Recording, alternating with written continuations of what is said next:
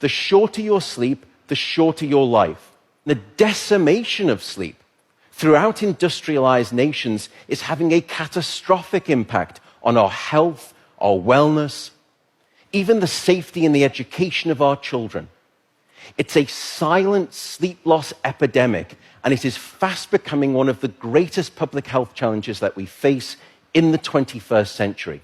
The disruption of deep sleep is an underappreciated factor that is contributing to cognitive decline or memory decline in aging, and most recently we've discovered in Alzheimer's disease as well. There's a structure that sits on the left and the right side of your brain called the hippocampus. It's very good at receiving new memory files and then holding on to them. Yet in those people who are sleep deprived, we actually couldn't find any significant signal whatsoever. Without sleep, the memory circuits of the brain essentially become waterlogged, as it were, and you can't absorb new memories. We have since discovered that a lack of sleep will even erode the very fabric of biological life itself, your DNA genetic code. So here in this study, they took a group of healthy adults and they limited them to 6 hours of sleep a night for 1 week. And then they measured the change in their gene activity profile relative to when those same individuals were getting a full 8 hours of sleep a night.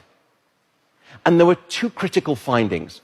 First, a sizable and significant 711 genes were distorted in their activity, caused by a lack of sleep. The second result was that about half of those genes were actually increased in their activity, genes associated with the promotion of tumors, genes associated with long-term chronic inflammation, and genes associated with stress, and as a consequence, cardiovascular disease. There is simply no aspect of your wellness that can retreat at the sign of sleep deprivation and get away unscathed. And at this point, you may be thinking, oh my goodness, how do I start to get better sleep? What are your tips for good sleep? The first is regularity. Go to bed at the same time, wake up at the same time. No matter whether it's the weekday or the weekend, regularity is king. And it will anchor your sleep and improve the quantity and the quality of that sleep. The second is keep it cool. Your body needs to drop its core temperature by about 2 to 3 degrees Fahrenheit to initiate sleep and then to stay asleep. And it's the reason you will always find it easier to fall asleep in a room that's too cold than too hot.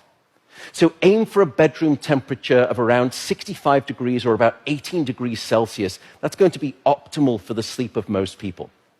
Sleep, unfortunately, is not an optional lifestyle luxury.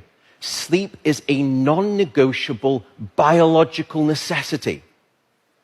It is your life support system. And with that soapbox rant over, I will simply say good night, good luck, and above all, I do hope you sleep well.